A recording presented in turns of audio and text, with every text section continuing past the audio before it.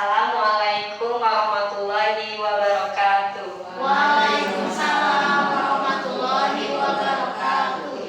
Terima kasih kepada yang terhormat Ibu Bapak Kepala Sekolah SD 48 Sinamana. Terima kasih juga atas hormat saya kepada Ibu Guru yang sudah menghadiri acara saya ini.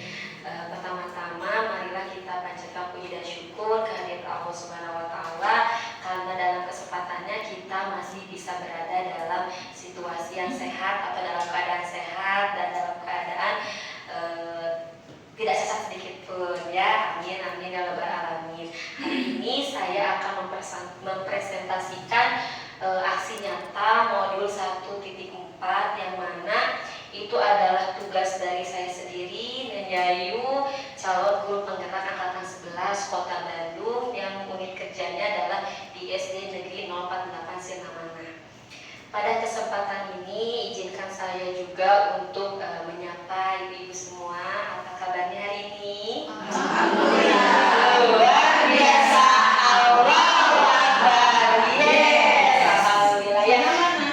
Siap Sinamana yes. Ya. Apa kabarnya ibu hari ini? Alhamdulillah. Luar biasa. Allahu Akbar. Sinamana yes. Hari ini saya akan memaparkan tentang membangun budaya positif di sekolah.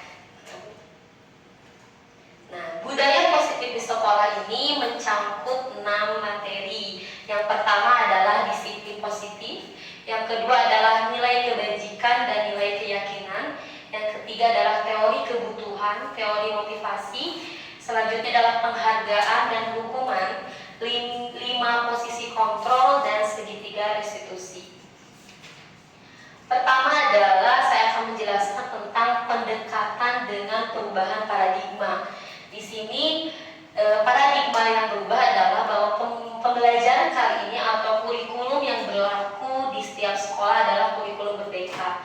Tujuan dari kurikulum merdeka sebenarnya untuk menghadapi tantangan di abad 21 di mana harus ada berbagai keterampilan.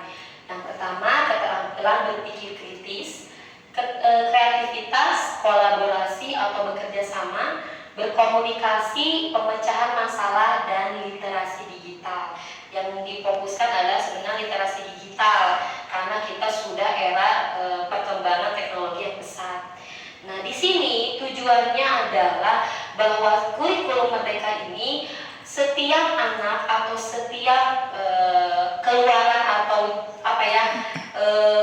pengetahuan anak atau jebolan dari sekolahnya atau pengetahuannya itu harus memiliki karakter karena pintar saja tidak cukup sebenarnya ya. Orang harus mempunyai karakter dalam dirinya sehingga muncullah di sini paradigma mengenai perubahan pembelajaran. Nah, profil yang diusung sebenarnya adalah profil pelajar Pancasila yang dimana Pancasila itu adalah dasar dari negara kita, dimana ada beriman dan bertakwa kepada Tuhan Yang Maha Esa, ada berkebinekaan global, ada mandiri, bernalar kritis, kreatif dan bergotong royong. Di akhir dari semuanya adalah karakter ini yang akan dibangun dan dibentuk di satuan pendidikan. Selanjutnya adalah di dalam dunia pendidikan pasti ada yang namanya miskonsepsi tentang teori kontrol. Jadi dalam pembelajaran pasti ada yang namanya teori kontrol. Ini ada sebenarnya ada yang hilang. Yang pertama adalah bahwa pendidik itu atau disiplin itu harus mengontrol murid. Ilusinya sih harus mengontrol murid. Tapi kenyataannya dengan perkembangan zaman mengontrol murid saja tidak cukup sebenarnya.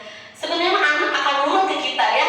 Dalam satu waktu anak pasti nurut. Tapi dalam situasi lain ketika dia merasa terkekang maka dia akan muncul egonya gitu.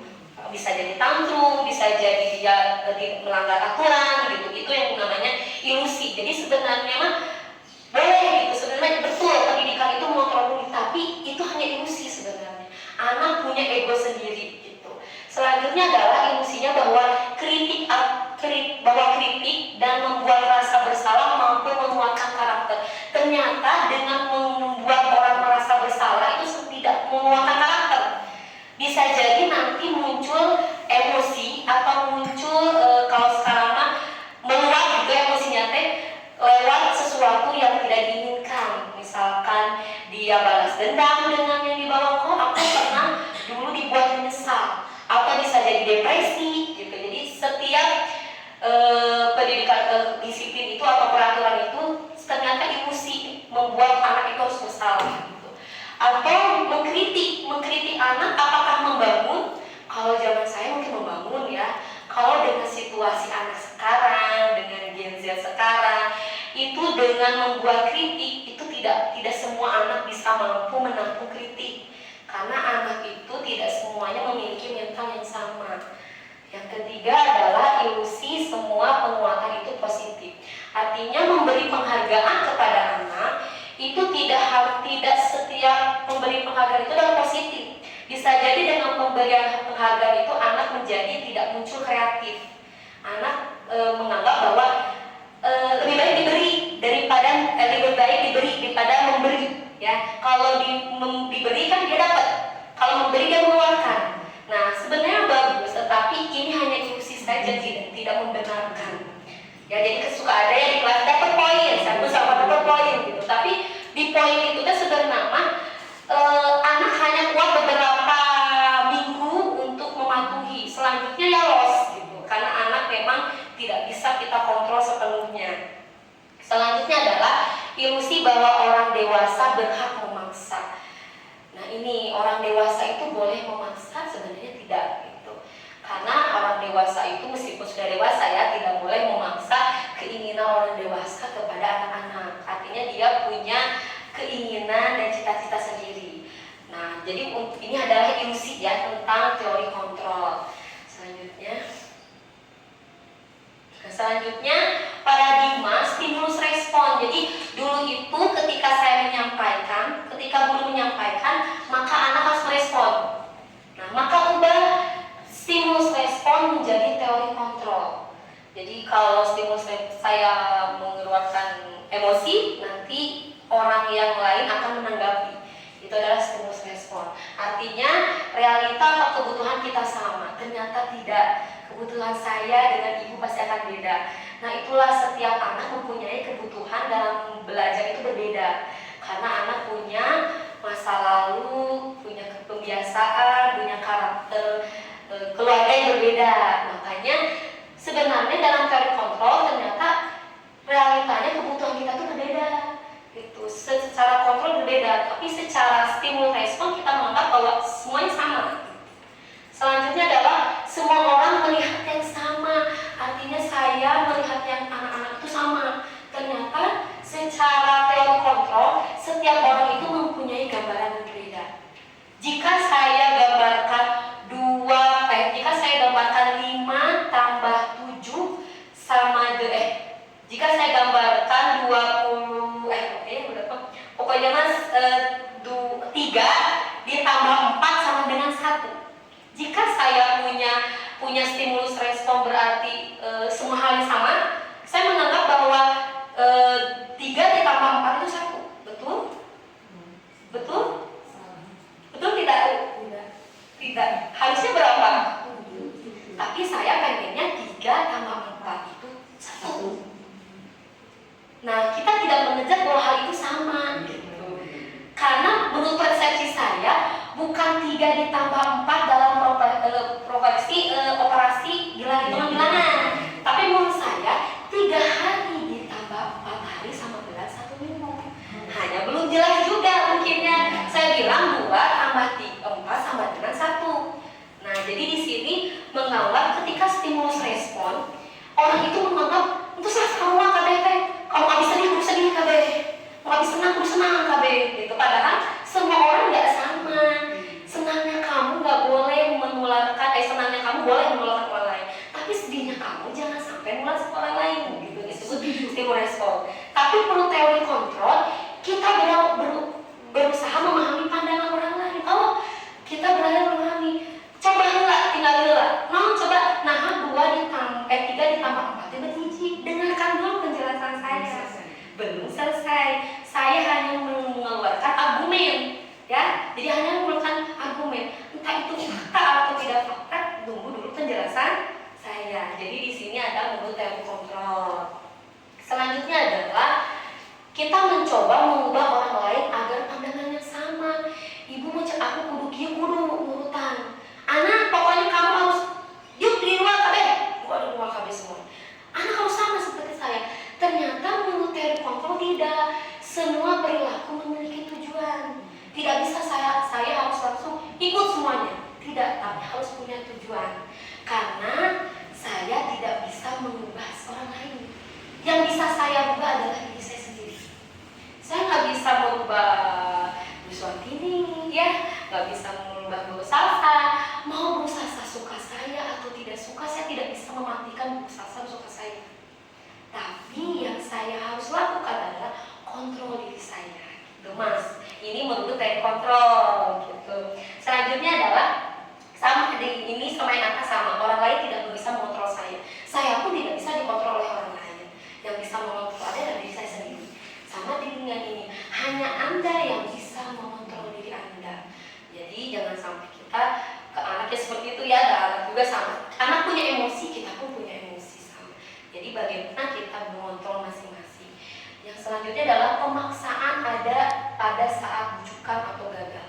Jadi ketika anak dikasih stimulus, ya nih kamu mau nih. Nah itu adalah pemaksaan. Kalau stimulus respon, kamu boleh ini nanti kamu boleh main. Nah itu adalah stimulus respon sebenarnya. Tapi kalau di teori kontrol ada kolaborasi yang menciptakan pilihan-pilihan baru. Jadi sok mangga kamu boleh melakukan ini.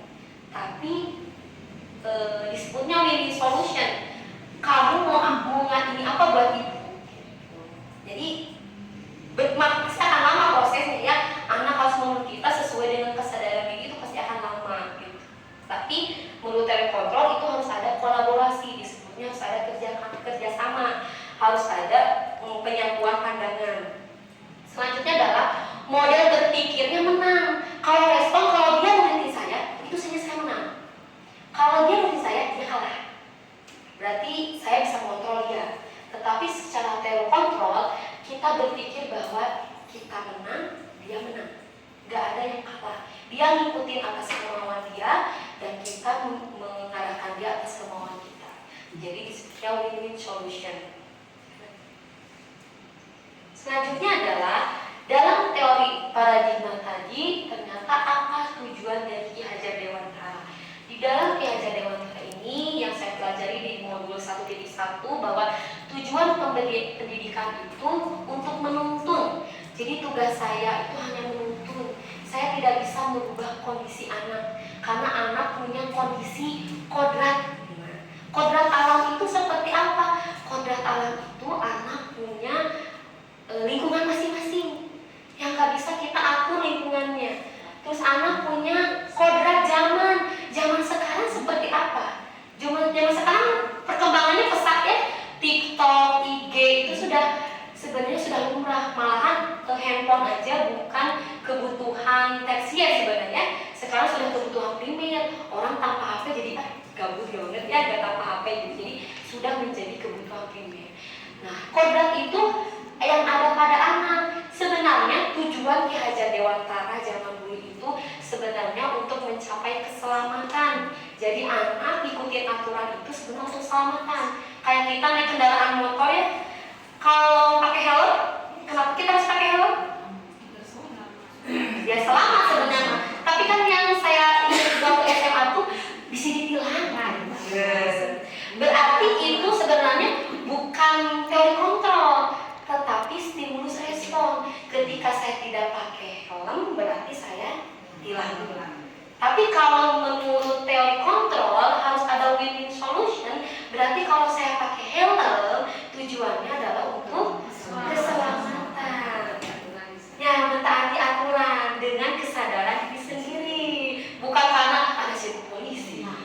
Jadi bukan ada faktor, disebutnya faktor eksternal, motivasi eksternal, bukan motivasi intrinsik atau motivasi yang ada pada diri. Nah, namun memberikan teladan, mendidik murid sesuai zamannya. Jadi kalau sekarang zamannya itu sudah anak-anak itu berpendapat itu bebas ya. Nah, berarti tugas kita itu hanya menuntun saja. Main di GT seperti apa, main YouTube itu seperti apa, karena kita tidak bisa mengontrol anak di rumah 24 jam. Anak gimana ya main game? Berapa anak kita, 29 anak bisa kontrol? Karena kita beda kondisi ya, beda lingkungan gitu. Tapi kalau dengan kondisi kontrol, anak harus dituntun dulu nih. Setelah itu baru akan menemukan namanya win-win solution. Terus mengajar harus sesuai dengan kebutuhan belajar. Jadi mengajar itu harus sesuai dengan kebutuhan murid atau berpihak pada murid, sehingga terciptanya lingkungan yang positif dan memotivasi untuk terus belajar. Nah, selanjutnya boleh Ibu, apa yang dimaksud dengan disiplin? Pasti sudah dengar ya, apa itu disiplin? Boleh mengacungkan tangannya, raise your hand. Oh, Bu Emma. Tata tertib, betul. Ada lagi? Aturan, betul. Ini aturan juga. Ada lagi? Oh, perasaan patuh terhadap nilai yang dipercayakan. Oh, ini lebih dalam sekali berarti. Ada lagi? Taat, betul. Jadi memang betul tadi disiplin itu sesuai dengan definisi oleh ibu-ibu katakan. Jadi ada taatnya, ada patuhnya, ada sesuai dengan yang ditaatinya apa. Itu adalah betul namanya disiplin. Tetapi menurut bahasa Latinnya, disiplin itu sebenarnya ternyata dari bahasa Latin yang artinya disiplina. Sebenarnya artinya bukan taat sebenarnya ya, tetapi lebih ke belajar. Nah, belajar ini apa? Sebenarnya disiplin ini tujuan awalnya hanya untuk diri sendiri. Belajar apa? Belajar menggali potensi menuju tujuan yang ingin dicapai. Belajar menghargai diri sendiri. Kadang kita pengen orang lain menghargai, tapi sebenarnya diri kita juga butuh dihargai ya, karena kita lebih berharga gitu. Terus menurut budaya kita, disiplin itu telah berubah menjadi yang dilakukan seseorang pada orang lain. Harusnya yang dilakukan kita untuk imbas kepada orang lain, tetapi ini ada yang dilakukan seorang kepada orang lain untuk mendapat tadi definisinya tadi kepatuhan, ketaatan, sesuatu yang dipercayai. Nah, kecenderungan ini menghubungkan bahwa disiplin ini ternyata tidak nyaman ya. Disiplin itu membutuhkan waktu untuk kumaha gitu. Ada konsekuensinya gitu. Terus bukan dengan apa yang kita hargai semua tadi kata Bu Swantinya, menghargai atau mempercayai apa yang menjadi yang kita tahu itu tuh apa gitu. Terus mencapai sesuatu untuk tujuan yang mulia. Jadi seperti itu. Nah, namun disiplin positif itu adalah pendekatan. Sebenarnya disiplin positif yang akan dijelaskan itu adalah pendekatan yang berfokus pada pengembangan karakter sesuai dengan tadi paradigma di awal, bahwa kurikulum merdeka, bahwa pembelajaran ini adalah untuk menghasilkan lulusan atau insan yang berkarakter positif, mendorong perilaku yang selaras dengan nilai-nilai kebajikan. Terus budaya positif itu bukan berarti hukuman, tetapi membantu siswa atau murid kita memahami konsekuensi. Jadi yang kita inginkan adalah anak itu dihukum itu bukan karena dapetnya hukuman gitu, tapi dia tahu konsekuensinya kalau saya melakukan pelanggaran seperti ini. Tapi konsekuensinya alami dari tindakannya dan membuat pilihan yang bertanggung jawab.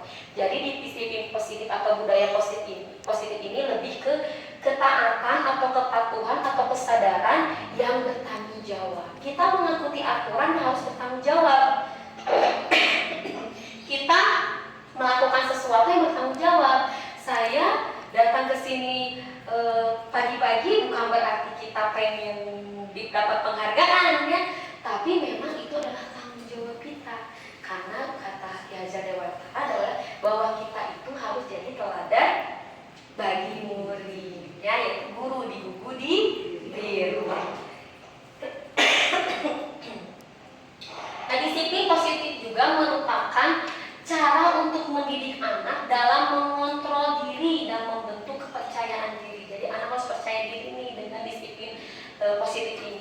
karena mereka itu harus bertanggung jawab dengan apa yang mereka lakukan. Dia harus mendasari tindakan dan nilai-nilai universal. Apa yang nilai universal itu nanti di slide berikutnya ya Bu.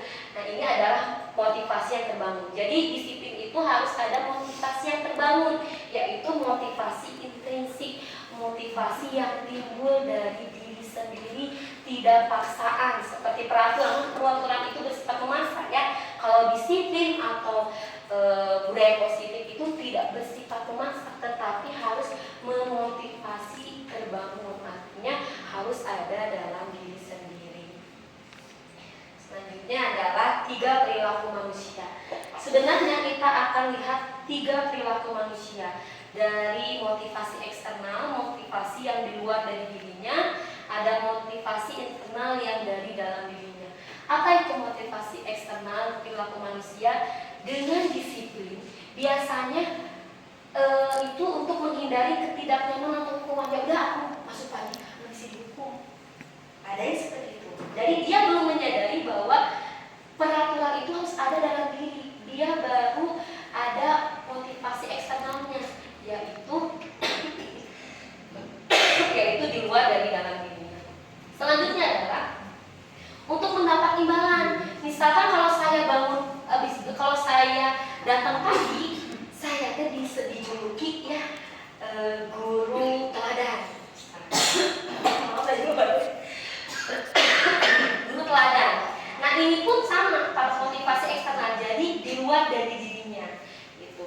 Namun yang ketiga adalah motivasi internal, yaitu orang melakukan atau mematuhi atau berdisiplin itu menjadikan orang itu atau yang mereka inginkan atau sebenarnya ingin menghargai diri saya sendiri.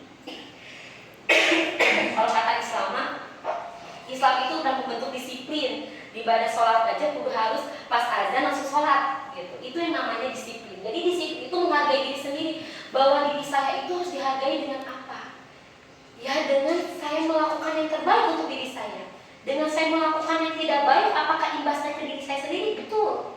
Kalau saya bangunnya kesiangan, kesananya jadi repot, ya. Tapi kalau bangun pagi, tepat waktu, semuanya handle. Masak, misalnya dulu ya, masak nyiapin handle. Beda dengan kalau kita tidak ada menghargai diri sendiri. Ya udahlah, leha-leha. Ini maksudnya seperti ini patok eksternal. Ya.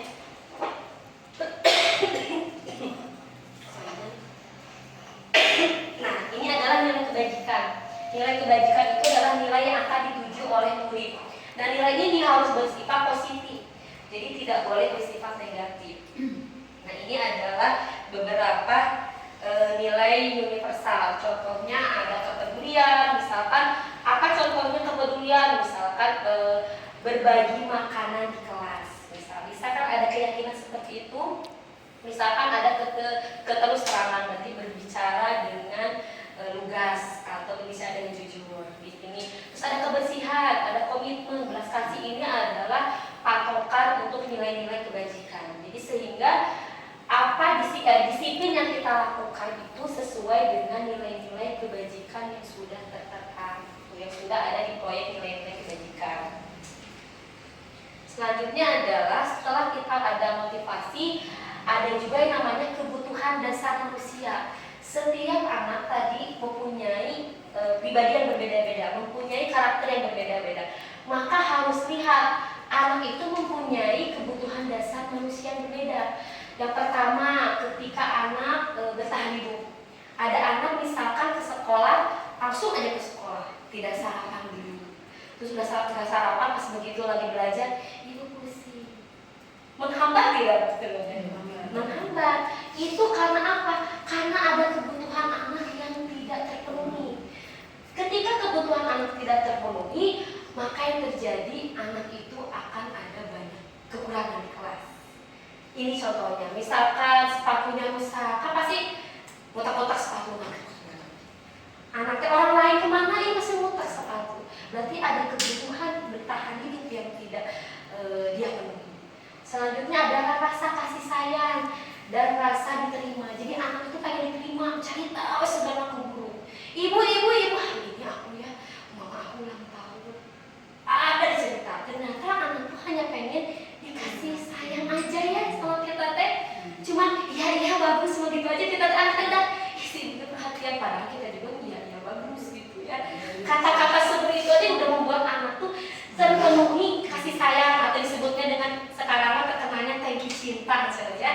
Kalau zaman sekarang mah, kalau tangki cintanya itu sudah terpenuhi di rumah, maka tangki cinta yang keluar itu nggak akan berubah-ubah. Jadi kalau anak sudah terpenuhi nih kasih sayang orang tua, ayah ibunya, adiknya, kakaknya, pokoknya terpenuhi aja tangki cintanya gitu. Maka di sekolah teh adem ayem soleh-solehah, kayak pokoknya namanya si budak teh nurut, karena dia merasa dia tidak akan mengubah rasa cintanya atau tidak apa namanya tidak caper gitu ya, cari perhatian kepada setiap orang gitu. Ini adalah kasih sayang. Selanjutnya ada penguasaan. Ada anak anu hayang segala nama bosi, kalau zaman sekarang disebutnya bosi. Hayang semua dituruti. Kamu pengambil ini dong, kamu pengambil ini dong. Atau pengen nanti aku tadi ditunjuk, aku. Ayah mau ditunjuk, padahal kan sebenarnya guru pengen kasih kesempatan kepada orang lain, tapi anak itu teh ayah duluan. Aku pengen di sisi ini, aku pengen. Yang lain kan semua pengen masih ada kesempatan yang lain juga ya. Tapi ini kan apa? Karena dia punya pengen penguasaannya terpenuhi gitu. Selanjutnya adalah kesenangan. Anak tuh yang mereka kelas teh tidak mau belajar. Karena apa? Karena kebutuhan kesenangannya tidak ada. Misalkan di rumahnya tidak terpenuhi, maka dia mencari kesenangan di sekolah. Nah, kita kan pasti ini anaknya main loh, di rumahnya nggak main gitunya. Padahal kebutuhan dia tentang kesenangan itu tidak terpenuhi di rumah. Atau energi dia power di rumah, dia main di sekolah, dia main. Berarti kebutuhan kesenangannya makin banyak gitu.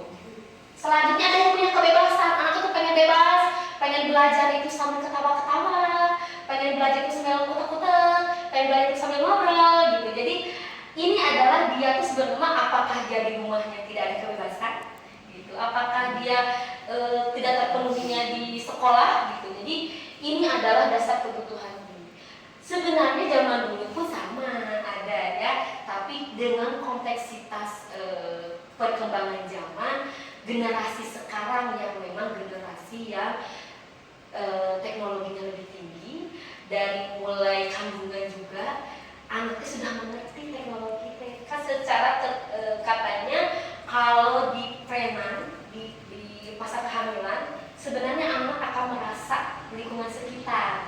Ketika lingkungan sekitar itu lebih canggih, maka anakku akan lebih canggih. Sesuai dengan kata Regina Mitoli ya, bahwa didiklah anakku sesuai dengan zamannya. Nah ternyata benar ya. Kita membina, gak mungkin kita mendidik anak seperti zaman Nabi. Nah, gak ada IG zaman Nabi mah, gak ada apa sih? Facebook gak ada Wisli gak ada zaman Nabi mah, pasti pakai unta. Jadi pasti akan berbeda gitu. Jadi inilah yang disebut dasar kebutuhan manusia. Nah selanjutnya adalah apa itu hukuman? Kan kita sebenarnya saya pun di sekolah, zaman saya sekolah ada hukuman. Anggaplah kita teh salah wae murid teh, ngomong salah, dijawab salah ibu teh, cicing wae salah, ibu teh yang naon bilang. Tapi kita tidak tahu nih kebutuhan apa yang kita minta. Sekarang ada perbedaannya tentang hukuman, konsekuensi dan restitusi. Apa itu hukuman? Ada yang tahu hukuman apa bu? Sanksi hukuman, konsekuensi sanksi juga ya. Nah sesamanya hukuman sama sanksi. Kalau restitusi pengganti, benar, karena itu pengganti ya, jadi itu pengganti dari aturan sebenarnya. Hampir sama betul, hukuman, konsekuensi dan restitusi itu sebenarnya punya kemiripan, hanya beda dari tujuan akhirnya. Nah ini yang kasih jelaskan. Yang pertama, hukuman bersifat terencana atau tiba-tiba. Misalkan anak zaman saya gak ngerjakan PR. Gak ngerjain PR? Ya aku ngerjain PR. Tulis halaman, aku mau mengerjakan PR, aku mau mengerjakan. Itu hukuman. Ternyata tidak terencana, tiba-tiba itu guru. Guru nak tulis, lari sama keliling. Nah, anak lari sama keliling. Kan itu hukuman, karena hukum itu tidak terencana. Itu yang disebut hukuman. Jadi tiba-tiba gitu, kemudian yang melakukan ya udah. Sedangkan kalau konsekuensi itu terencana. Coba kalau kamu nggak ngerjain, apa yang mau kamu lakuin? Kamu udah dijelasin sama guru, kamu ngerjakan kumaha. Nah, dia udah tahu. Nah, udah dibahas, udah disetujui juga. Tapi itu konsekuensi, udah ada kesepakatan. Sedangkan kalau restitusi hampir sama dengan konsekuensi, namun dia diajak untuk sok lamun gitu kayak kumaha dulu. Ayatnya kerubahna, sok kerubahna kumaha. Itu kan berulang kali, mungkin gak satu kali bu, emang akan ekstra mungkin ya. Tapi suatu saat semua anak tuh pasti merespon. Hanya responnya gak akan cepat gitu, gak akan seperti cahaya langsung memantul. Kilatannya atau partikelnya pasti akan lambat. Jadi ini yang disebut dengan restitusi. Jadi kembalikan kepada mereka, kamu ngerjain PR, kamu mau kumaha, solusinya apa. Bisa ngerjain PR lagi kan kamu tahu kemarin konsekuensinya seperti apa. Terus kemana lagi? Pasti akan lama, tapi di situ mulai bagaimana menumbuhkan motivasi intrinsik. Selanjutnya, hukuman bersifat satu arah. Jadi hukuman itu dari guru kan? Hanya satu arah. Ibu guru yang mengukur, muridnya suka nggak suka harus ikuti. Sedangkan kalau konsekuensi dibuat oleh pihak sekolah, tapi murid tahu. Pokoknya kalau tidak mengerjakan PR, boleh mengerjakan PR-nya di luar dulu. Nah itu konsekuensi sebenarnya. Tapi pihak sekolah yang buat dulu. Gitu. Tapi kalau restitusi, ketika murid membuat salah, maka tanggapi dan ajak murid untuk refleksi. Refleksi itu lebih ke ngobrolnya bagaimana memperbaiki kesalahannya, terus bagaimana menghargai dirinya sendiri itu seperti apa. Itu yang disebut dengan restitusi. Hukuman bisa berupa fisik atau psikis, sedangkan konsekuensi diberikan sesuai dengan data. Jadi kamu udah ngerjain berapa kali gitu. Kalau hukuman ya murid akan disakiti dengan perbuatan. Bisa jadi dia akan jadi guru lagi seperti itu lagi. Karena saya waktu dulu kayak gitu sama ibu gurunya, saya aman-aman aja. Tapi kita tidak tahu kebutuhan manusia itu sama enggak dengan yang seperti kamu lakukan dulu gitu. Jadi ini disebut dengan hukuman. Nah sekarang bagaimana cara posisi kontrol kita sebagai guru? Ada 5 posisi kontrol. Yang pertama penghukum, yang kedua jadi teman, yang ketiga pembuat rasa bersalah, yang keempat pemantau, yang keenam manajer. Ya, yang pertama saya akan jelaskan dulu tentang penghukum. Bagaimana penghukum ini? Seorang penghukum ini menggunakan hukuman fisik maupun verbal yang biasa dilakukan untuk menghukum. Dan dilakukan penghukum biasanya menghardik, menunjuk-nunjuk, menyakiti atau menyindir. Dampak pada murid yang dihukum biasanya dan pasti anaknya akan ada kontrol negatif. Baik, saya kalau tidak harus katalah itu dan dicirian gitu, terus nyawa udah bangun, so disarankan dari harus bangun gitu ta. Jadi ini yang disebut imbasnya itu anaknya jadi cute. Tapi kalau anak menurut mah, iya om benernya habis salah. Ada anak juga ada bener-bener ada pasti. Tapi kebanyakan jadi responnya, stimulusnya bagus kita memberi hukuman, tapi responnya jadi anak-anak negatif. Bisa jadi dia akan menjadi pembuli bagi murid lain. Baik, aku mau jadi murid anu kasebel terus aku mau kamu harus kesel, kamu kesebel, mungkin nyawa di mana gitu kan. Jadi buat kita emosi ya, itu juga kayak jadi tapi ya gitu. Jadi, nah itu tapi itu lambat laun sebenarnya satu hari itu orang anak pasti nurut. Tapi kamu kesini lagi anaknya bosan ya. Gimana ya kamu gitu pasti anaknya gitu. Itu disebutnya penghukum. Selanjutnya adalah rasa bersalah. Misalkan rasa bersalah ini adalah gurunya kan bersuaranya lembut, lemah lembut. Yang biasanya datang dengan pembuatan rasa bersalah biasanya berceramah. Artinya kamu teh cikarunya ka ibu teh kakakmu teh guru kumaha deui, ibu teh geus ngedejaan geus kumaha tuh kamu teh. Jadi sebenarnya merasa bersalah. Ya Allah ibu bener, ibu teh pas balik ke abi. Nah, itu adalah posisi pembuat si anak itu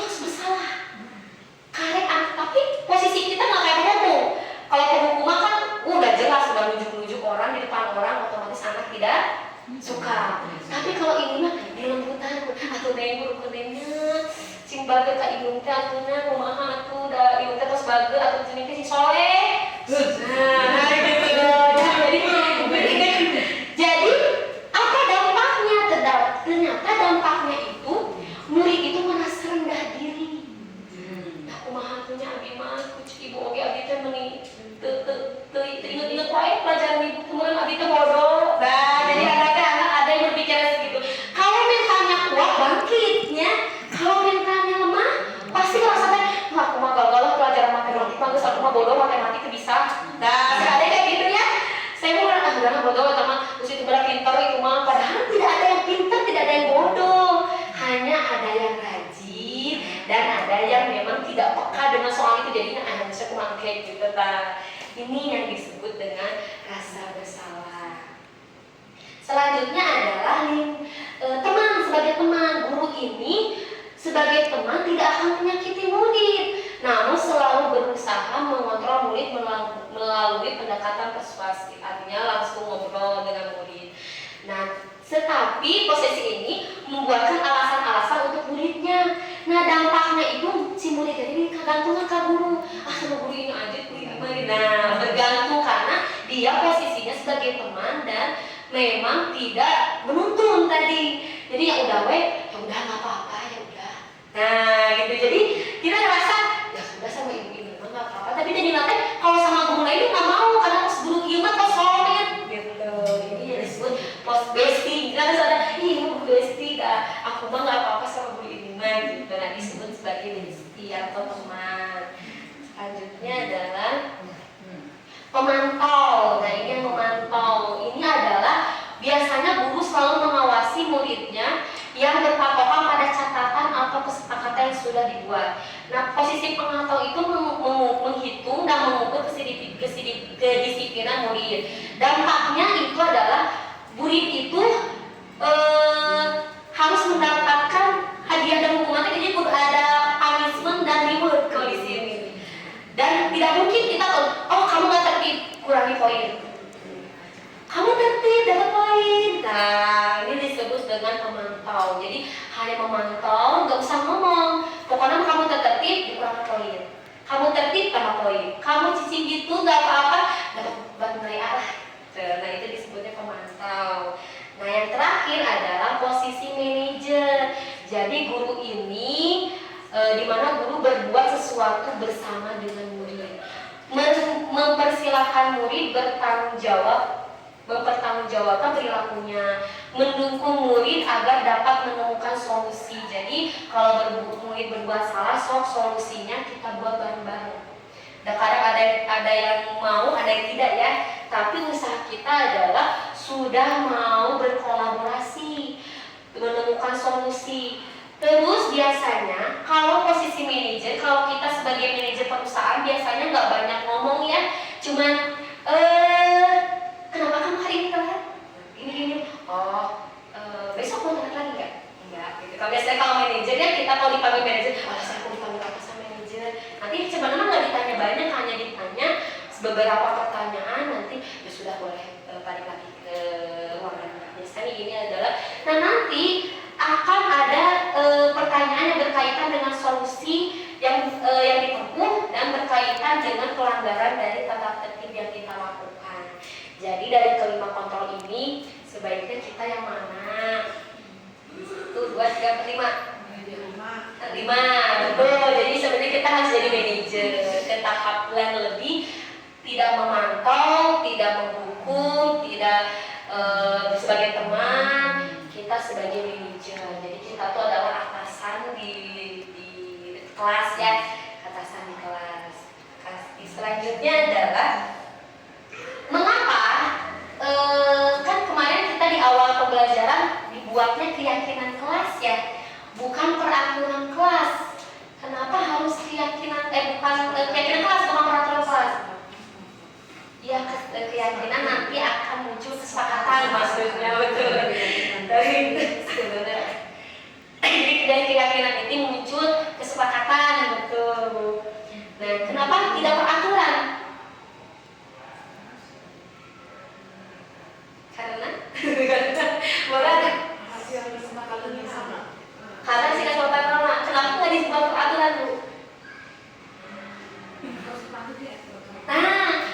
Jadi kalau peraturan berarti sifatnya kan kalau kita undang-undangnya bukan itu memaksa, harus dan tidak boleh tidak judulnya. Oke kan peraturan. Kalau keyakinan kan tadi kata Ustaz keyakinan mematuhi bukan paksaan. Jadi yang kita buat di kelas itu keyakinan. Kudu bareng-bareng lah ditaati kan itu udah keyakinan. Kalau keyakinan kita kepada Allah ya udah yakin kudu dipaksa-paksa gitu maksudnya. Kita sudah yakin bahwa dalam mendukung ini tuh dalam keyakinan itu harus ada faktor intrinsik dan faktor tadi nilai-nilai kebijakan universal. Nah, jadi kok bisa memberikan penghargaan dapat. Jadi ada peribahasa yang saya dengar, penghargaan itu adalah hukuman. Penghargaan adalah hukuman. Ketika kita dikasih penghargaan sebenarnya adalah hukuman untuk kita. Ketika kita nggak dapat penghargaan, membergebu gak kita? Wah, kita nggak dapat penghargaan, sebelumnya kita dapat penghargaan. Nah ternyata penghargaan itu bagus nggak untuk diri kita? Bagus kan? Bagus kan? Boleh kita terus. Ternyata sikap seorang itu baik hanya dalam waktu yang pendek dan tidak efektif karena akan terus mengharapkan imbalan. Jadi penghargaan itu kan imbalan sebenarnya. Apakah itu baik? Sebenarnya imbalan itu adalah seperti hukuman. Itunya nggak akan panjang gitu, Bu. Nggak akan mungkin saya di sini sebagai guru teladan baik. Satu saat saya akan punya kebutuhan emosi, ada mengkoma betul. Nah, ketika mengkoma itu tuh, ketika saya nggak dapat penghargaan, diharapkan nggak oleh saya. Maka boleh nggak dalam Islam kita mengharapkan imbalan dari orang lain? Tidak. Jadi penghargaan itu sama dengan penghukuman. Nah, penghargaan itu dapat merusak hubungan dan menurunkan kualitas.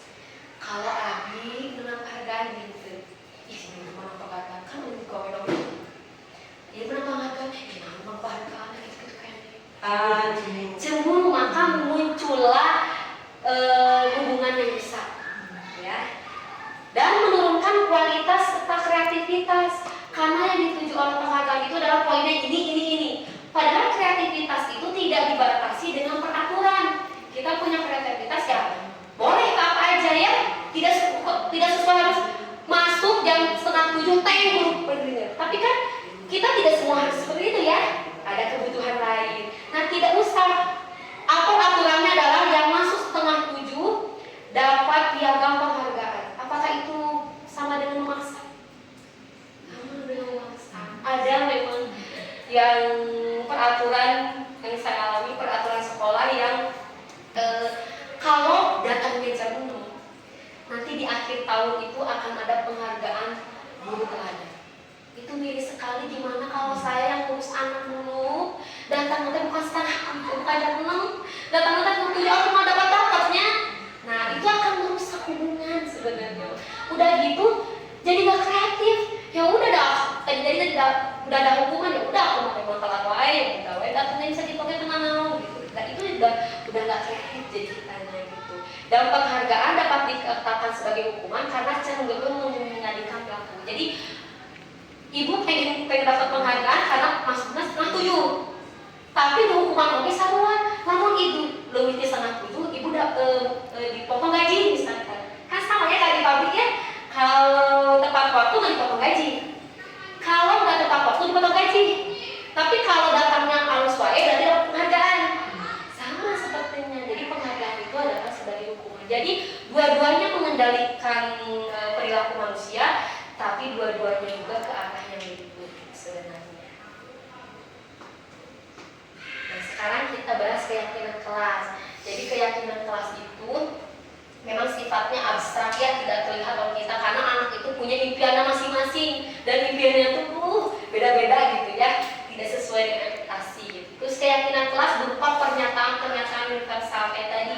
Berarti apa yang saya lakukan adalah saya buat dulu peraturan yang ingin anak-anak lakukan di kelas itu apa.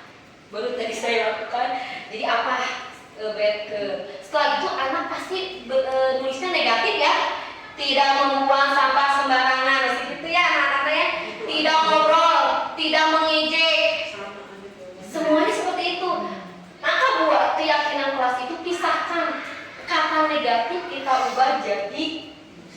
nilai-nilai universal. Jadi kalau tidak mengejek apa berarti? Berarti menghargai teman.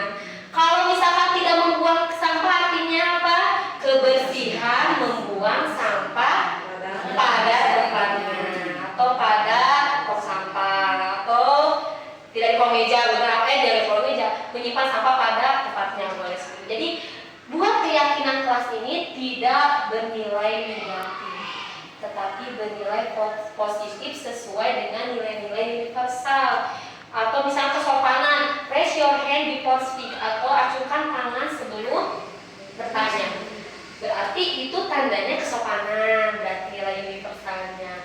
Terus warga sekolah atau kelas itu harus berkontribusi dalam pembuatan keyakinan kelas, karena setiap kelas pasti akan beda keyakinan, karena beda kebutuhan dari setiap siswa atau murid. Terus bersedia meninjau kembali jika memang kelas keyakinan kelas itu ditinjau tidak relevan lagi, boleh kita ganti lagi. Ternyata ini tuh nggak cocok, maka kita ganti lagi boleh. Karena setiap hari, setiap bulan, setiap detik akan ada perubahan sikap atau perilaku. Seperti ini. Selanjutnya adalah implementasi keyakinan kelas. Jadi ada kelas impian, nanti buat orang kelas impian, terus tulis peraturan apa yang mau kamu buat, terus apa keluarkan negatifnya, masukkan universalnya, baru buat kesepakatan. Nanti biar lebih mengena, biasanya buat di bawahnya sok tanda tangan, kita tanda tangan semuanya. Ya boleh. Jadi itu adalah disebutnya keyakinan dalam bentuk nantinya kesepakatan bareng-bareng. Jadi disebutnya kesepakatan kelas. Sebenarnya keyakinan yang dimiliki anak dimunculkan, dibahas bersama, jadilah kesepakatan kelas. Maksudnya seperti itu. Selanjutnya kita akan ada penerapan segitiga restitusi. Penerapan segitiga restitusi ini adalah tadi mencari solusi ya dalam setiap permasalahan, mencari pilihan. Ada 3. Yang pertama itu menstabilkan identitas. Jadi buat anak merasa gagal karena berbuat salah menjadi positif terhadap dirinya. Jadi ketika dia berbuat salah, jadikan tumbukan itu menjadi hal yang positif. Terus validasi kebutuhannya untuk membuat anak merasa gagal karena berbuat salah menjadi positif terhadap diri. Sama, jadi validasi lagi. Kenapa kamu buat kesalahan? Terus menanyakan keyakinan. Anak melihat kesalahannya dihubungkan dengan norma sosial. Anak harus tahu bahwa norma di luar sana itu tidak sama dengan norma di kelas atau di sekolah. Dan nilai-nilai yang mendasari manusia berinteraksi dengan orang lain. Jadi dalam berinteraksi itu tidak bisa dalam satu arah, jadi harus 2 arah dan menemukan yang namanya win-win solution. Tuh.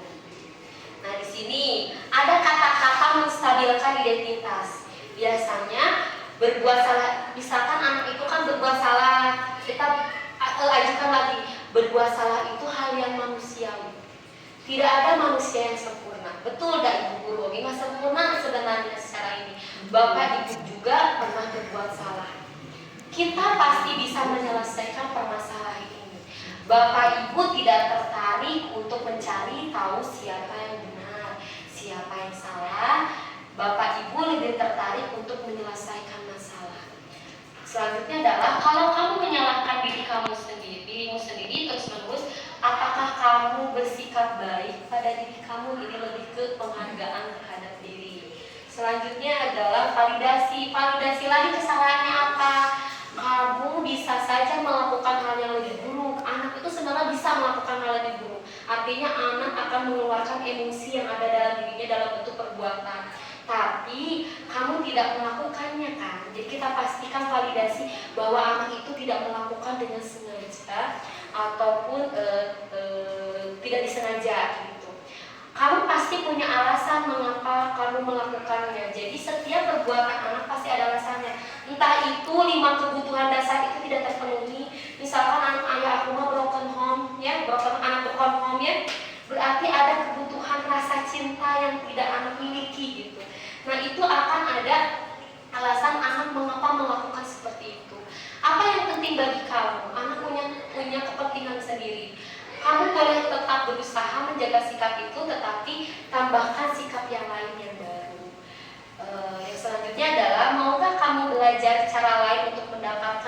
mereka butuhkan tanpa harus memukul.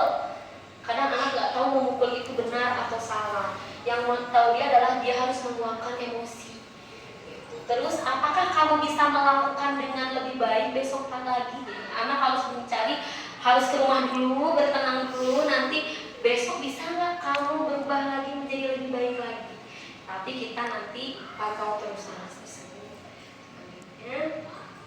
Menanyakan keyakinan. Tadi kita sudah buat keyakinan ke kelas dari saling menghormati, saling menghargai, kebersihan. Nah, nanti tanya apa nilai yang kita percaya di kelas. Terus nilai-nilai universal apa yang kita sepakati kemarin. Seperti apa sih atau yang kamu rasakan ketika kamu melakukan itu? Apakah kamu menjadi seperti apa, nanti orang menjadi seperti apa gitu. Jadi ini adalah pertanyaan bahwa menanyakan keyakinan yang ada di kelas, karena kita sudah membuat keyakinan kelas. Nah ini adalah ini ada videonya. Ini asli.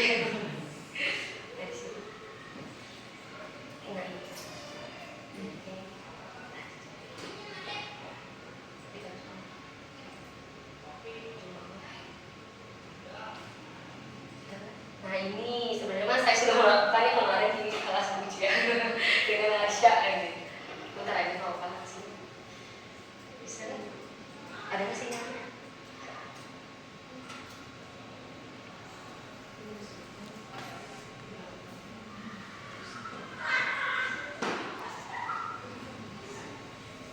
Ibu boleh dimakan dulu makanannya sambil.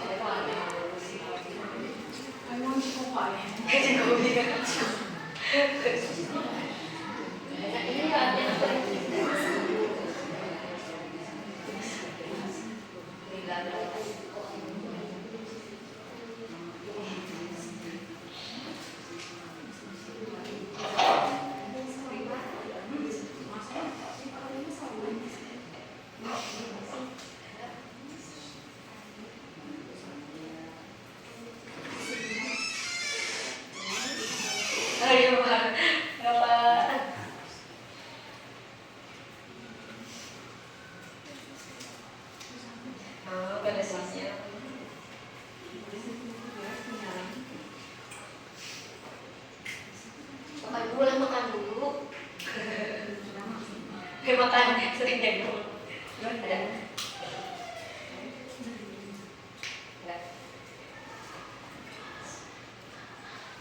ini ada segitiga susi nggak ada suaranya sih. Ayo bawa itunya.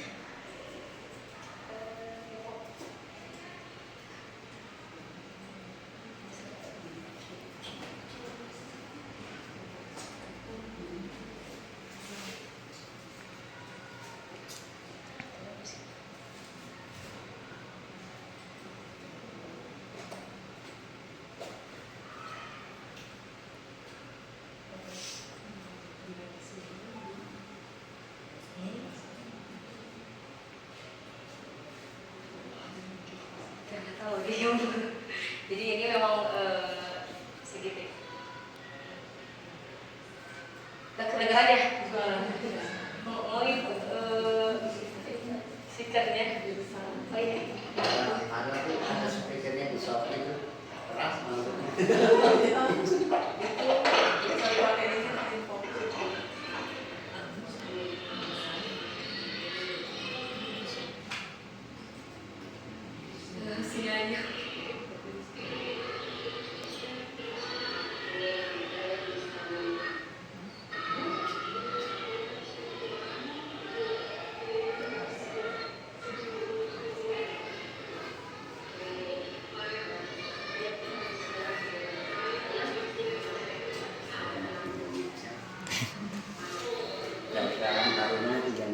Jadi validasi tindakan yang salahnya.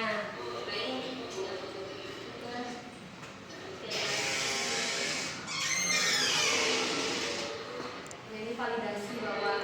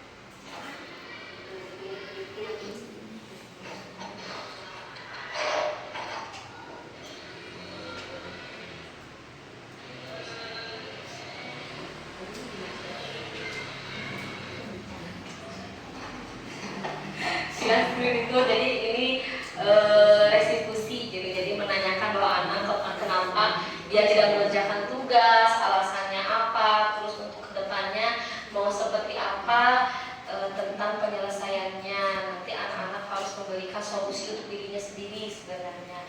Dan kedepannya ini tidak 1-2 hari mungkinnya anak itu akan ikut gitu, tapi insya Allah akan selanjutnya akan mengikuti jika memang tadi ada motivasi intrinsik yang muncul dalam diri anak sebenarnya. Itu yang utamanya Pak ya, karena saya pun tidak bisa mengendalikan anak-anak kalau secara kontrol ya, tetapi kita bisa bekerja sama saja maksudnya. Itu ibu-ibu yang bisa saya sampaikan. Terima kasih atas perhatiannya. Wassalamualaikum warahmatullahi wabarakatuh.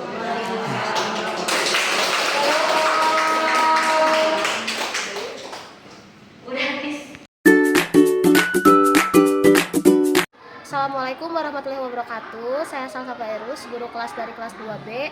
Setelah saya mengikuti diseminasi budaya positif yang disampaikan oleh Bu Yayu, alhamdulillah ada beberapa ilmu yang memang baru saya dapatkan pada saat itu, terutama ketika membuat keyakinan kelas dan juga menyepakatinya bersama anak-anak. Untuk apa yang disampaikan oleh Bu Yayu sangat bermanfaat dan juga menambah ilmu. Untuk kedepannya semoga Bu Yayu bisa memberikan lagi ilmu-ilmu yang dapat guru-guru SDN 048 Sirna terapkan khususnya di dalam kelasnya masing-masing. Terima kasih. Bismillahirrahmanirrahim. Assalamualaikum warahmatullahi wabarakatuh. Saya Bu Intan, wali kelas 5 C. Saya merupakan peserta dari diseminasi yang sudah disampaikan Ibu Yayu yang berjudul Budaya Positif. Banyak banget hal yang baru saya pelajari, terutama mengenai cara membuat keyakinan kelas, di mana kata-kata dalam membuat keyakinan kelas itu harus menggunakan kata-kata yang positif.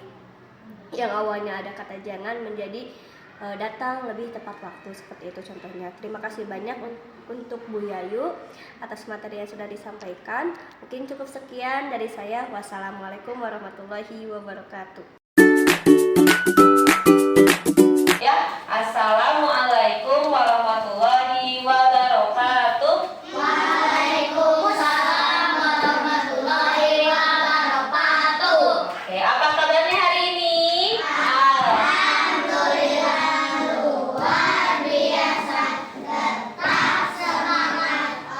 Allahu Akbar. Yes. Aduh, nggak semangat. Yes, tepuk semangat.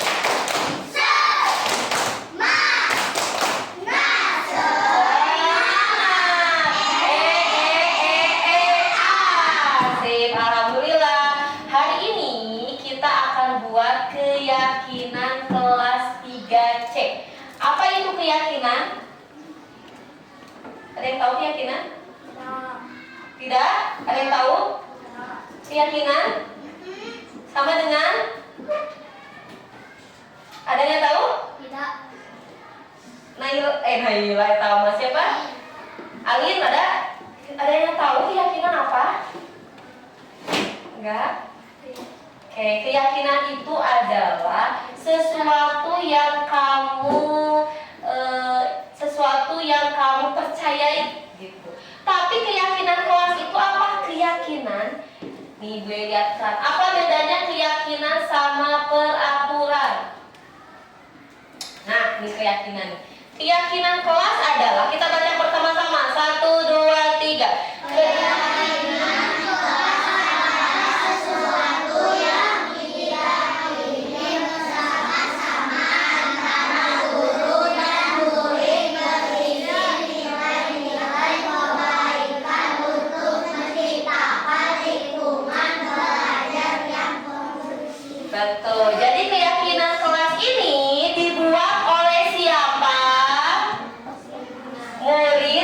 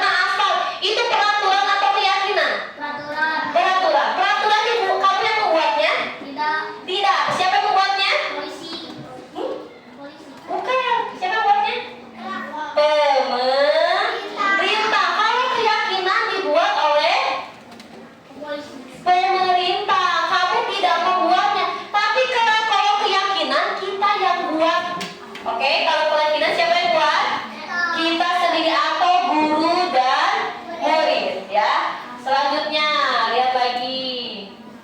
Nah, apa tujuan keyakinan? Perhatikan, tujuan keyakinan. Satria sama Arta, perhatikan. Tujuan pertama adalah baca, menumbuhkan. Nah, peraturan ini biar apa keyakinan ini biar kamu terlibat, biar kamu ikut membuat, bukan Bu Yayu membuat. Kalau Bu Yayu membuat, maksa atau tidak maksa? Maksa. Kalau kamu buat, siapa yang membuatnya? Anak-anak. Berarti anak-anak harus patuh? Kan yang buatnya siapa? Anak-anak. Berarti terus yang kedua, mewujudkan merdeka belajar kita yang berpihak pada murid. Jadi semuanya untuk kamu. Kalau kelas kamu nyaman, bersih, enak gak belajarnya? Buat siapa? Buat Bu Ayu, buat anak-anak? Anak-anak, bukan buat Bu Ayu saja. Selanjutnya, menciptakan komunikasi dua arah antara bu guru dan murid. Selanjutnya, membiasakan budaya dan disiplin positif. Jadi dibudayakan kita menggunakan disiplin positif. Oke, selanjutnya lihat ada namanya ini belum nih ada kelakuan atau perilaku. Coba kamu cek baik atau tidak. Yang pertama, baik atau tidak? Kenapa tidak baik? Karena buang sampah sembarangan. Boleh buang sampah sembarangan? Tidak. Berarti ini tidak baik. Sekarang yang ini.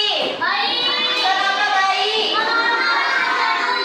Menolong orang terjatuh itu perbuatan baik. Selanjutnya ini. Kenapa ini disebut baik? Karena yang pertama dari gambar ini apa? Anak-anaknya menyimak dengan tertib. Yang kedua, fokus. Yang ketiga, konsentrasi. Yang keempat, ngobrol tidak? Semuanya di sini langsung fokus ke ibu guru. Tidak ada di sini yang ada nggak di sini ya? Semuanya lihat kepada orang tua. Coba ibu guru atau papan tulis. Ini termasuk baik atau tidak? Baik. Sekarang yang keempat lihat. Nah, ini berteman betul kata Arsan. Selain berteman ini ngapain lagi? Saling menyayangi. Ini kalau menolong? Belum menyayangi. Terus apa lagi? Berteman, bersahabat, menghormati teman, bisa apa lagi? Bersaudara, betul. Kita semuanya saudara? Kita semuanya saudara nggak? Saudara seagama. Kalau saudara-saudara? Tidak. Kalau seagama? Iya, kan kita kalau Islam, kebanyakan kita Islam tidak? Semua Islam itu bersaudara. Yang kelima, lihat ada gambarnya lagi belajar. Terus ada orang yang masuk, tuk. Baik atau tidak? Kenapa disebut tidak? Karena terlambat sekolah. Apakah boleh terlambat sekolah? Tidak. Sesuai nggak dengan aturannya? Sesuai dengan keyakinan kelasnya? Tidak. Selanjutnya ini, kenapa disebut baik? Melaksanakan piket, menjaga lingkungan, berbagi, bersih, berbagi, bukan piket kelas, berbagi, berbagi tugas. Ini yang nyapu nggak rebutan, yang nyapu aku sama aku aja, siapa yang seperti itu. Terus yang bawa pergi, aku aja bawa ini, kamu yang bawa ini. Nah, ini adalah bentuk dari kerjasama. Ini baik atau buruk? Baik. Selanjutnya kita lihat lagi. Nah, kita akan membuat keyakinan kelas. Yang pertama adalah, kan tadi sudah dilihat mana yang baik, mana yang tidak perbuatannya. Itu sama dengan di kelas tidak? Sama? Oke, Bu Yayu akan bagikan, keluarkan pensilnya. Bu Yayu akan bagikan. Kamu tulis satu saja, jangan banyak.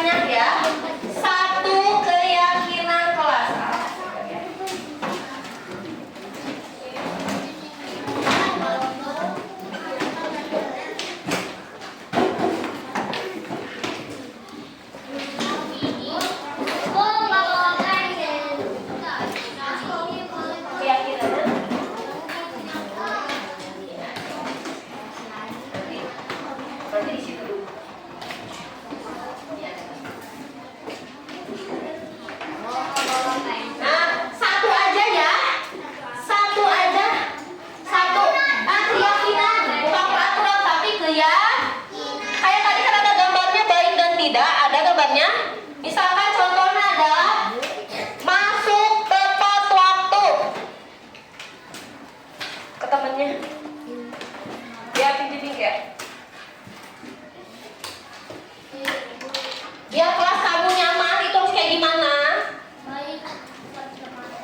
Ya itu pokoknya yang tadi gue jelaskan. Misalkan gue jelaskan atau satu aja ya. Ada satu ya. Tulisnya misalkan tadi gue datang tepat waktu. Misalkan tulis datang tepat waktu. Sudah satu aja. Nih gue bagikan.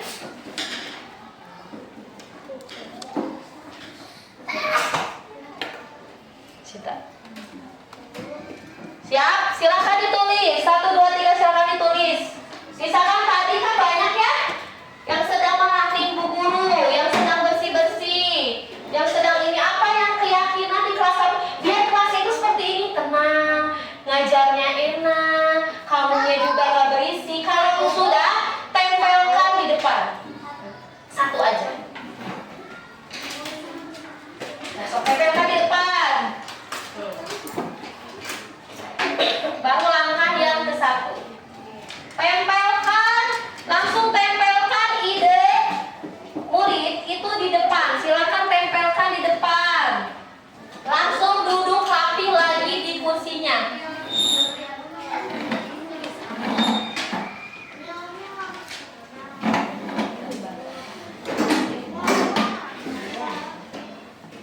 Sok, silakan. Tempel.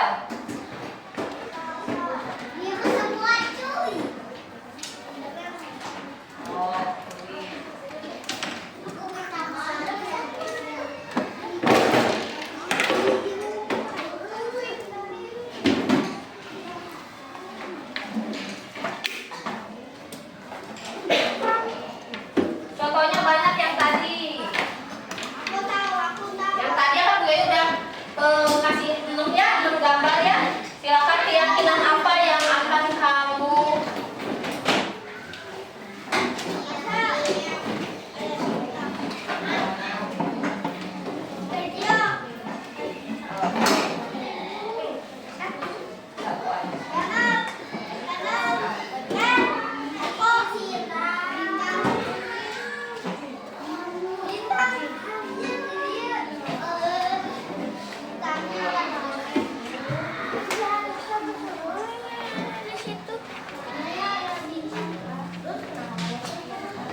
siap, silakan duduk lagi di kursinya. Dibantu aja. Mana ya?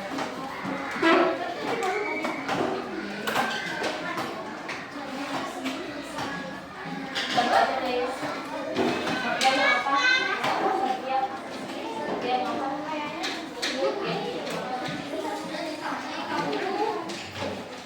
Baik aja.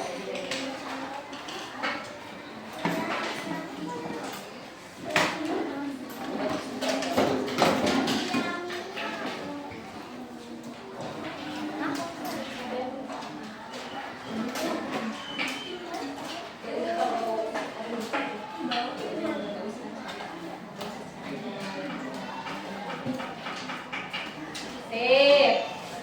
Oke, sudah menulis? Satu lagi, ayo Askia.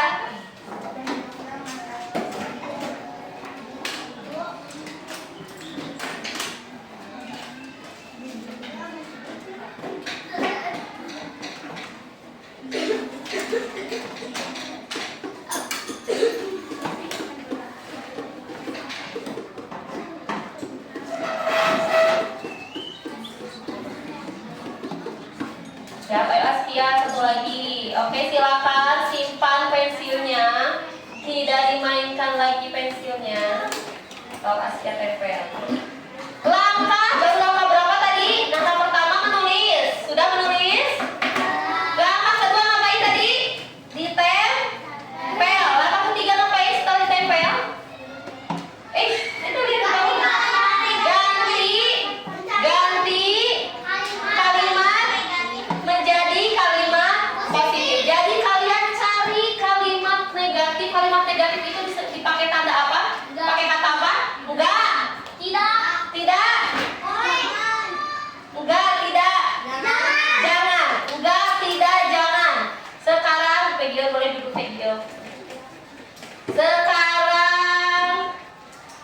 Mikaela dan Ataya. Baca ini dulu dua orang. Mikaela sama Ataya. Anaya.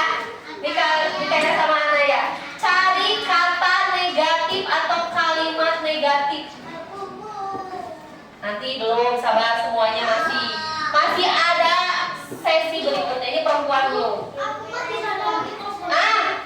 Dipegang dulu, dipegang.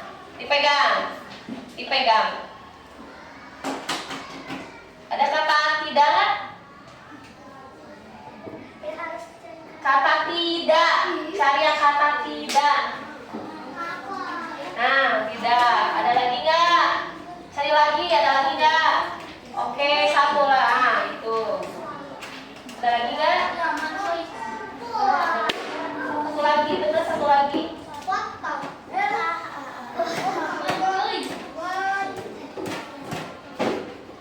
Nah, nanti kita cari dulu temennya. Nanti ada bagian yang menulis, sabar. Nah, ya, selanjutnya jangan dilepas. Selanjutnya ada berapa katanya? Ada 4. Coba bantu. Nanti dulu. Laki-laki berarti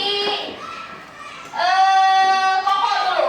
Silakan kamu nanti dulu satu-satu pasti semuanya kebagian.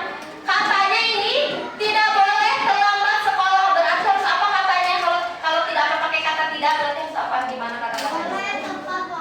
Tepat waktu itu apa? Ke sekolah tepat waktu. Tulis di situ. Ke sekolah tepat waktu. Tulis, ini pegang. Ke sekolah tepat waktu. Selanjutnya, apa itu? Tidak boleh main-main saat belajar. Berarti kata positifnya apa? Apa? Menyimak penjelasan guru. Dibantu tulisnya oleh Arsya. Sabar. Satu-satu nih. Tadi katanya apa Arsya?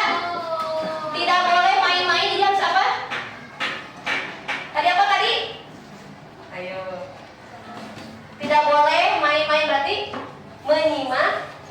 menyimak penjelasan guru. Boleh dulu. Tulis di sini ya. Tulis lagi. Kan ini kata negatif. Gak tahu ini kata negatif. Diubah sama kamu tadi apa maksudnya? Menyimak penjelasan. Sok ubah menyimak penjelasan guru. Anaya boleh duduk. Selanjutnya lihat. Yang siapa ini? Yang Kaila. Tidak boleh ngobrol. Saksikan tempel. Tidak boleh ngobrol. Berarti harus apain? Kalau tidak boleh ngobrol harus apain?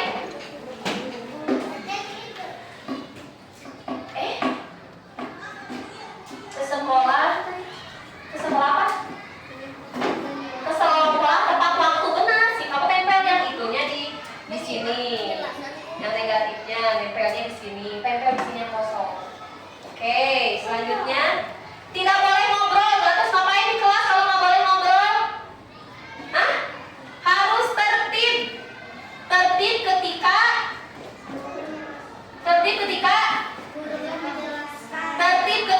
guru menjelaskan. Ditulis oleh dia. Tertib ketika guru menjelaskan. Nih. Tertib ketika guru menjelaskan. Tulis di sini ya. Nanti yang negatifnya tempel di bawah. Boya dari bawah. Stop. Apa tadi ya tulisannya? Tertib ketika guru menjelaskan. Selanjutnya tidak boleh tadi tempel lagi. Negatifnya di sini. Yang negatifnya di sini. Yang positifnya menyimak di sini. Yang negatifnya di sini. Kan ini negatif tidak. Betul? Nah positifnya itu. Tidak boleh teriak-teriak. Berarti harus gimana kalau teriak-teriak? Teriak-teriak. Berarti harus ngapain di kelasnya? Gak boleh berisik. Gak boleh pakai masih gak boleh. Tidak teriak-teriak. Berarti harus ngapain? Berbicara sopan dan santun. Boleh.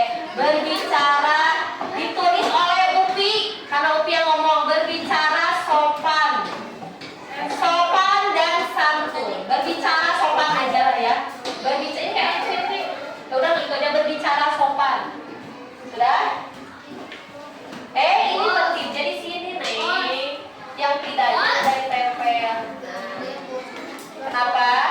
Selanjutnya sudah? Oke, sudah, silakan tulis dulu. Kemudian sekarang ini sudah ada, sudah semuanya ditulis sama Tante Upi ya.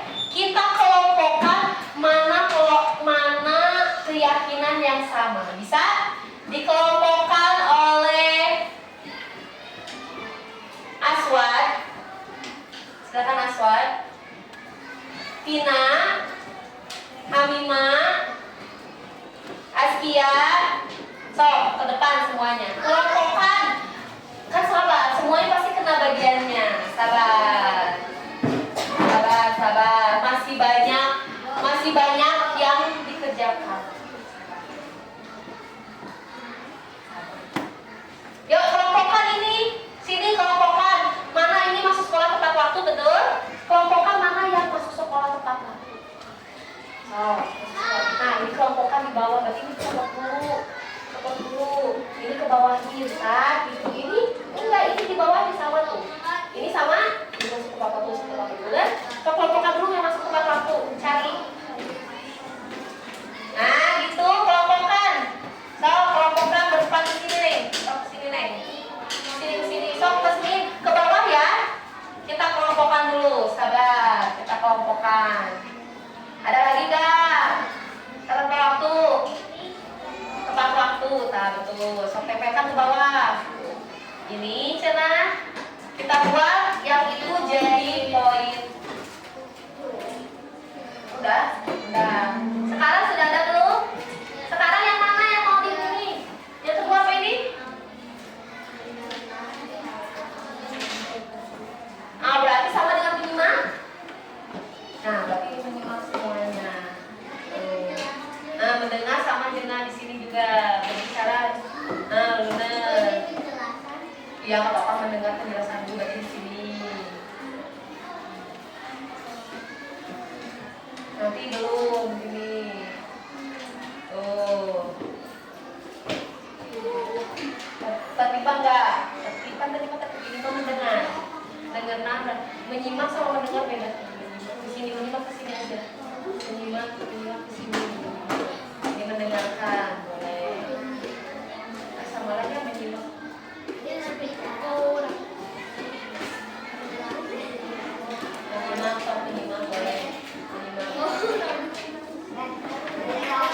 Menyimaknya sama dengan mendengarkan juga. Menyimaknya mendengarkan kan?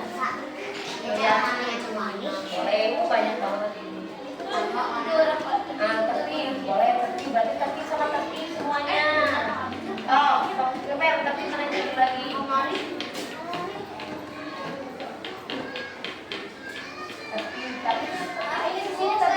Di sini saya tertib. Nah, tertib. Terus, mana lagi?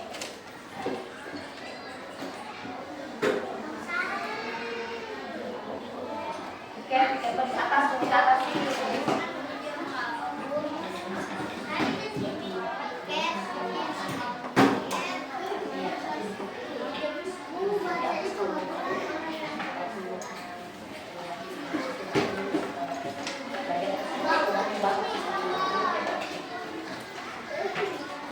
Nah, berbicara sobat, berarti pikirnya saya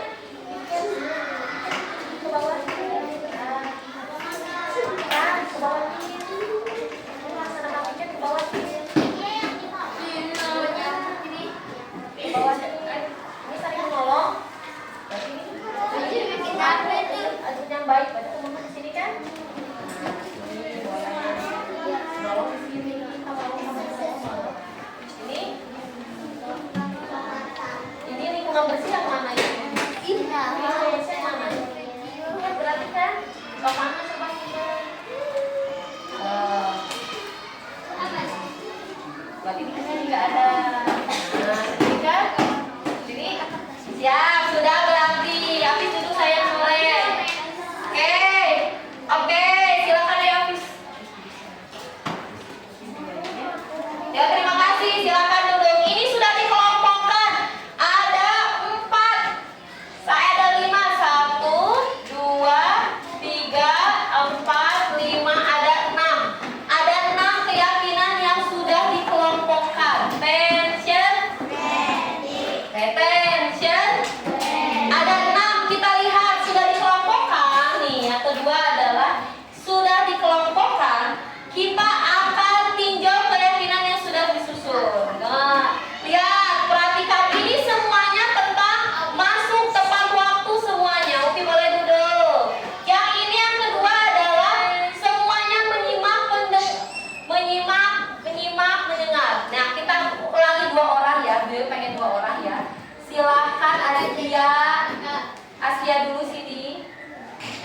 Askia?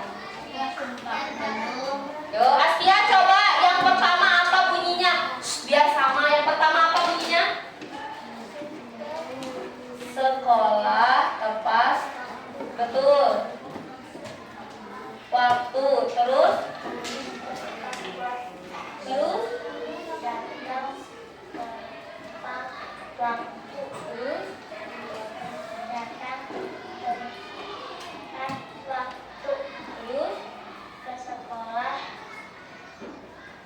Ke sekolah tepat.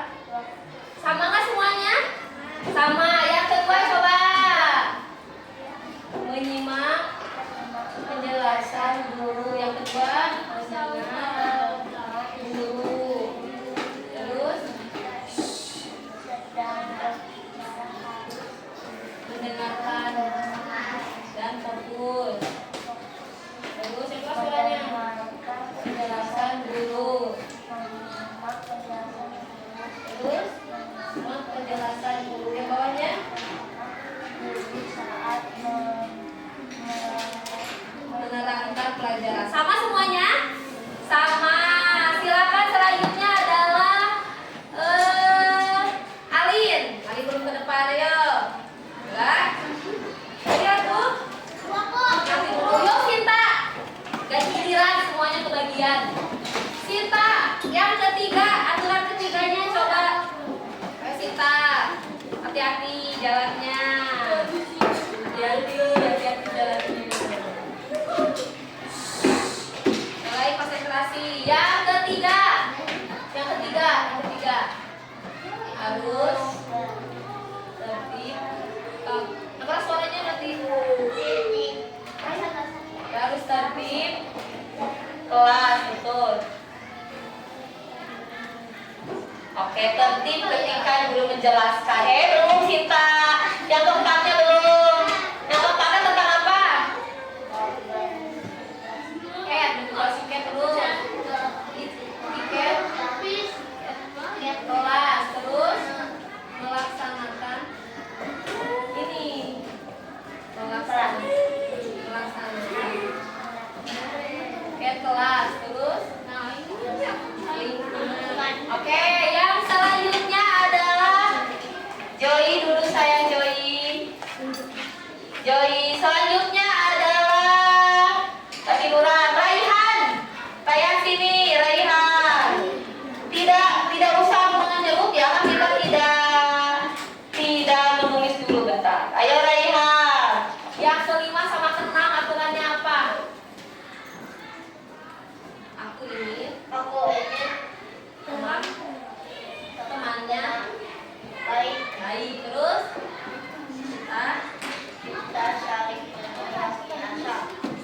kita saling menolong. Terus ini berbicara sopan dan santun. Oke, bagus, terima kasih. Oke, kita sudah meninjau keyakinan kelas yang sudah tersusun. Sekarang kita mulai menulis keyakinan kelas yang sudah disepakati. Ini sudah semuanya dikelompokkan. Oke, yang pertama tentang apa? Masuk ke sekolah tepat waktu. Mengenai apa? Siap, aturannya mau apa? Kita membuat apa aturannya? Ke sekolah tepat waktu. Aturannya apa? Buya punya tulisannya kayak gini. Aturannya apa? Kalau kita datang tepat waktu, kalian membuat aturan apa? Ke sekolah.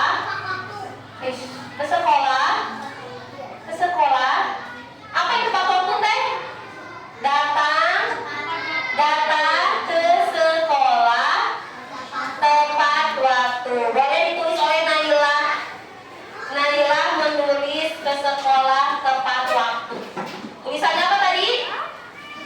Ke sekolah.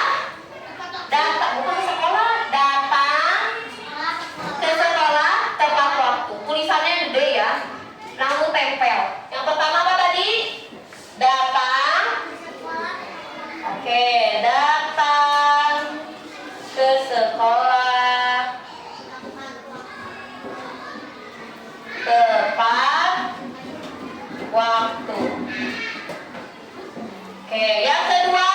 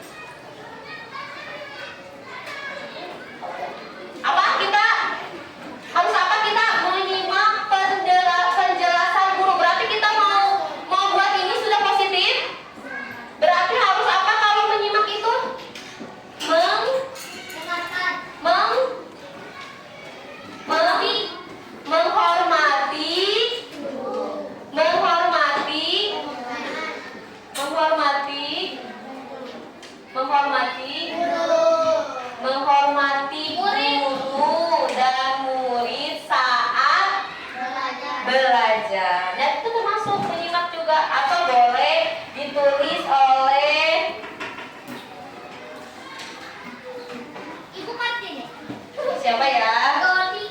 Siapa ya? Kan, Aisyah mau nulis? Boleh. Boleh ditempel di sana. Nanti semuanya kan pakai tadi ada yang maju ada yang enggak kan? Oh, nah dibuka. Yang kedua apa tadi? Menghargai, menghargai atau menghormati? Menghormati. Menghormati siapa? Guru dan murid saat belajar. Boleh. Jadi saat belajar kalau menghormati guru berarti mendengarkan, menyimak. Kalau menghormati murid berarti duduknya tertib, tidak sama temannya, tidak berdiskusi.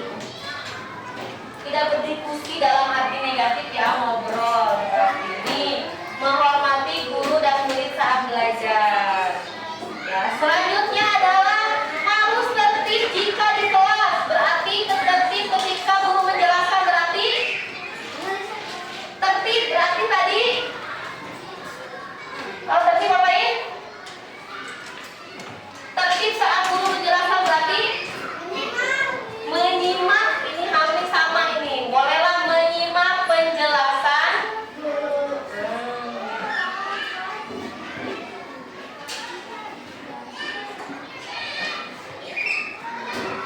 Menyimak saat guru menjelaskan.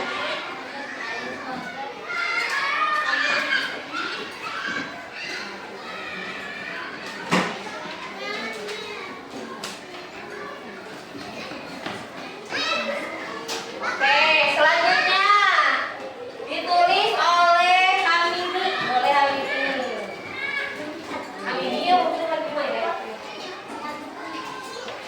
Ini boleh pakai yang hitam. Tulisnya boleh di sana. Yang ketiga. Yang keempat, memberi tugas piket, berbagi piket, harus melaksanakan piket. Bersih lingkungan berarti yang mana yang ini adalah yang bagusnya, keyakinannya. Ini keyakinan apa nih cantik? Nggak gampang. Kalau tentang piket kalian mau buat apa piket? Hah? Berbagi. Berbagi. Jangan berbagi atuh. Ada kelasnya bersih, jadi harus ngapain? Berbagi, tapi menjaga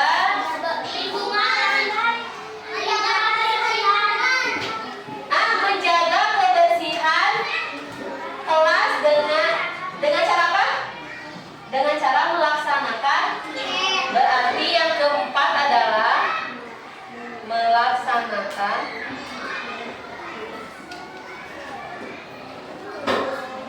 piket kelas. Boleh Hamimah atuh. Hamimah belum ya? Oh sini Hamimah. Semuanya kebagian kalau memang adanya kebagian. Ditulis yang ini ya. Yang kelima, aku ingin berteman. Aku ingin kita saling menolong. Berarti apa? Saling menolong sesama. Saling menolong sesama. Sesama teman aku yang manusia. Boleh. Ya. Sip, baru nomor 2, mana nomor 3? Belum, nomor 4. Selanjutnya nomor 6. Berbicara sopan dan santun. Udah betul ini? Betul? Nah, kita tulis. Berbicara dengan tempel, sopan dan santun. Tolong ditulis oleh siapa yang menulis? Kamu udah nulis. Boleh. Siapa teh? Kinan. Jadi kasih Kinan. Oh.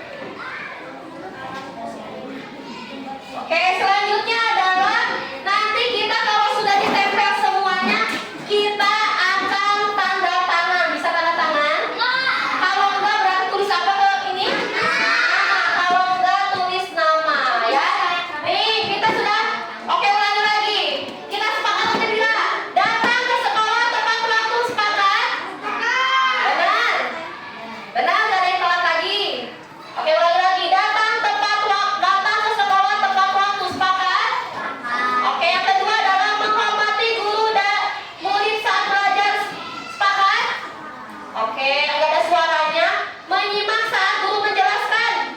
Sepakat? Hanya Mikaela yang bersuara. Menyimak saat guru menjelaskan. Sepakat? Nomor 4, melaksanakan piket kelas. Sepakat?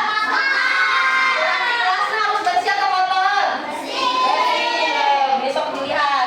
Yang kelima, saling tolong menolong sesama teman. Sepakat? Berarti gak ada yang gak ditolong sama temannya. Bu, aku nggak bawa pensil. Gak ada yang nolong, berarti harus ditolong. Nomor 5, berbicara dengan sopan dan santun. Sepakat? Sepakat? Hanya Mikaela harus bersuara. Sepakat? Oke, tidak ada lagi yang ngomong kemana aja. Bisa? Ngomongnya harus sopan sesuai dengan kebutuhannya, bukan ngomong yang seenaknya. Oke, silakan sekarang boleh bawa pensil. Oke, pensilnya nanti tempel dulu temannya. Kalau sudah nempel, nanti kita akan mentandatangan ya. Kesepakatan buat tulis. Kesepakatan telah disepakati oleh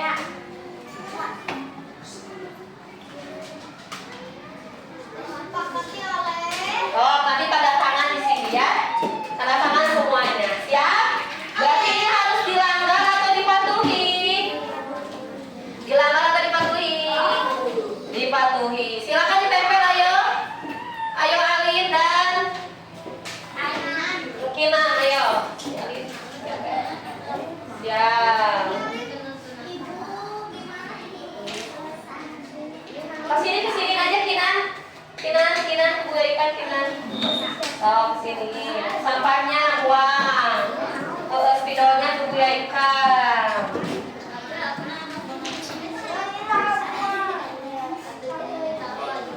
Ayo, Asya dan Tio. Sok, silakan bawa pensilnya. Silakan bawa pensilnya dan tanda tangan ngantri. Siapa yang duluan ngantri? Ngantri dua baris. Di sini sebagian.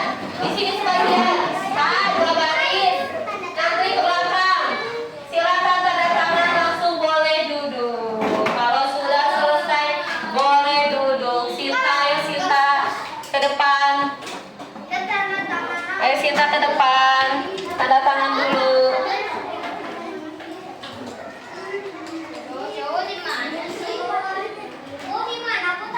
Di mana saya di situ di bawahnya? Bebas. Pokoknya mas sejajar ini. Ngomongnya kan harus sopan. Yang gede-gede tulisannya biar kelihatan. Yang gede-gede tulisannya karena rapi, antri. Yang sudah boleh duduk. Aiska, Pedio, yo, yang terakhir boleh.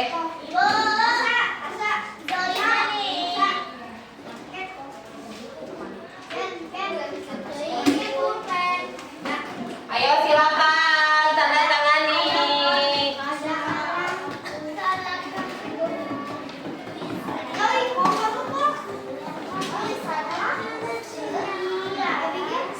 Silakan Alfa langsung duduk. Ayo berdua ini boleh oh ya berdua aja biar gak banyak. Ini berdua masih ada tuh kesana sebagian. Sini Aswan. Halo guys.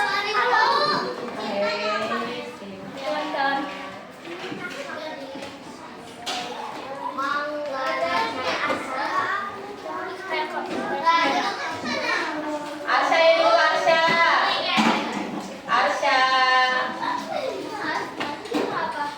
Pedio, Arsya. Pedio. Assalamualaikum warahmatullahi wabarakatuh. Perkenalkan nama saya Mikaela dari kelas 3C. Saya tadi membuat keyakinan kelas dan bersama teman-teman saya. Perasaan saya sangat bahagia. Semoga keyakinan kelas akan dipatuhi bersama teman-teman. Wassalamualaikum warahmatullahi wabarakatuh. Assalamualaikum warahmatullahi wabarakatuh. Perkenalkan, nama saya Nabeza Ima dari kelas 3C. Saya membuat keyakinan kelas. Dengan teman-teman saya, perasaan saya sangat gembira.